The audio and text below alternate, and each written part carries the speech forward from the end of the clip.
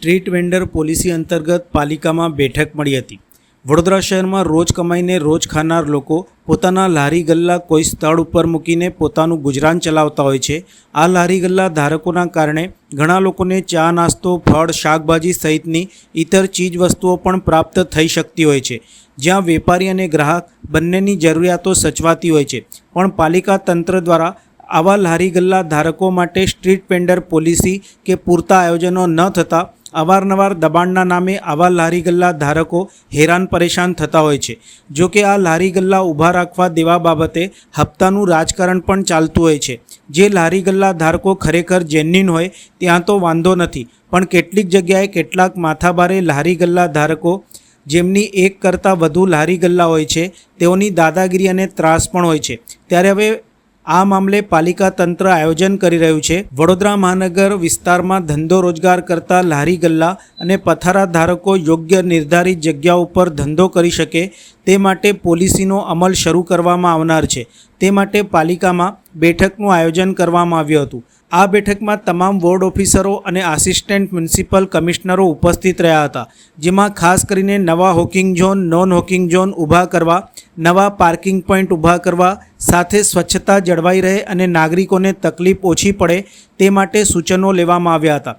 નવી જગ્યાઓ શોધી લારી ગલ્લા ધારકોને જગ્યાની ફાળવણી કરવી અને પાર્કિંગ માટે પણ નિયત જગ્યા નક્કી કરવી માટે આયોજન પાલિકા દ્વારા હાથ ધરાયું છે। ત્યારે આવનારા દિવસોમાં પોલીસ વિભાગના સહયોગથી આગળનું આયોજન કરવામાં આવશે, જે સંદર્ભે અધિકારી સુરેશ તુવેર દ્વારા વિસ્તૃત માહિતી આપી હતી। વડોદરા મહાનગરપાલિકા હદ વિસ્તારની અંદર ધંધો રોજગાર કરતા લારી ગલ્લા અને પથારાવાળાઓને યોગ્ય જગ્યાએ શિફ્ટિંગ કરી શકાય અને ટ્રાફિકની સમસ્યાનું નિરાકરણ આવી શકે, શહેરમાં સ્વચ્છતાનું ધોરણ જળવાઈ રહે તે માટે નવા હોકિંગ ઝોન અને નવા નોન હોકિંગ ઝોન નક્કી કરવા માટે એક પોલિસી બનાવવામાં આવનાર છે।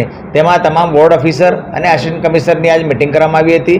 ખાસ કરીને જ્યારે સ્ટ્રીટ વેન્ડિંગ પોલિસીનો અમલ કરવામાં આવશે ત્યારે આ જ અધિકારીઓ છે, આસિસ્ટન્ટ કમિશનર તમામ ઝોન અને તમામ વોર્ડ ઓફિસરશ્રી મારફત આ કમિટી જે પોલિસી છે એનો અમલ કરવામાં આવનાર હોય તેઓના મંતવ્ય જાણવા માટે, આમાં જે પોલિસીમાં કંઈક સુધારા વધારા કરવા માટે અને એમાં જે આવતા પ્રશ્નો જે છે નિરાકરણ કરવા માટે અને આ પોલિસી એક આદર્શ બની શકે અને વધુમાં વધુ સ્ટ્રીટ વેન્ડર્સ એની યોગ્ય જગ્યા પર આપણે વ્યવસ્થા કરી શકીએ અને જેથી કરીને શહેરની વ્યવસ્થા જળવાઈ રહે તે માટેની એક કમિટીની પૂર્વ મિટિંગ હતી અને તેમાં વોર્ડ ઓફિસર અને આસિસ્ટન્ટ કમિશનરના મંતવ્ય લેવામાં આવ્યા છે અને એક આદર્શ પોલિસી બનાવવા માટે ની ચર્ચા વિચારણા કરવામાં આવી છે। ખાસ કરીને જે ટ્રાફિકની નડતરરૂપ હોકિંગ ઝોન હોય ત્યાંથી ખસેડીને નજીક જગ્યામાં ખસેડવા માટેમાં શું ચેલેન્જીસ આવી શકે તેના માટેની ચર્ચા હતી। એના માટે શું લારી ગલ્લાનું સાઇઝનું શું ધોરણ આવી શકે તેના માટે બીજા શું ચેલેન્જીસ આવી શકે અને લોકોનો શું આપણે એના માટે સગવડ કરી શકીએ છીએ નજીકમાં વૈકલ્પિક જગ્યા માટે, એના માટેની ચર્ચા વિચારણા। ખાસ કરીને અમુક ટ્રાફિકને નડતર ઉપર હોકિંગ ઝોન હોય તો એમાં સૌથી નજીક જગ્યા ન હોય તો એનો ઓલ્ટરનેટ શું કરી શકાય તે એક અમારા માટે એક પડકાર છે એવું કહીશ। ચોક્કસથી એ સ્ટ્રીટ વેન્ડિંગ પોલિસી જે કમિટી છે એમાં એસીબી ટ્રાફિકને પણ સમાવેશ કરવામાં આવ્યો છે, જેવી રીતે વડોદરા ટ્રાફિકની સમસ્યા છે, કોર્પોરેશનની સમસ્યા છે, એવી રીતે પોલીસ શાખાનો પણ એક ટ્રાફિકની સમસ્યા પ્રશ્ન છે, માટે એસીબી ટ્રાફિકને પણ આ કમિટીમાં સમાવવામાં આવ્યા છે, તેથી એમના પણ સૂચનો લેવામાં। પાર્કિંગ પોલિસી જે બનાવવામાં આવનાર છે તેમાં વધુમાં વધુ જે વાહનો જે છે નજીક જગ્યામાં સમાઈ શકે, શહેરના નાગરિકોને દરેક જગ્યામાં પાર્કિંગ માટે વ્યવસ્થા ઊભી કરી શકાય, વિકલ્પ એના માટે તમામ વિકલ્પ શોધવાની પણ કામગીરી ચાલુ છે અને ટૂંક સમયમાં સ્ટેપ બાય સ્ટેપ આ પોલિસીને પણ ચોક્કસથી અમલ કરવામાં આવશે। કોર્પોરેશન દ્વારા આ અંગે પોલિસી ટૂંક સમયમાં એની દરખાસ્ત કરવામાં આવશે અને ત્યારબાદ દરખાસ્ત પાસ થયા બાદ એનો અમલ કરવામાં આવશે।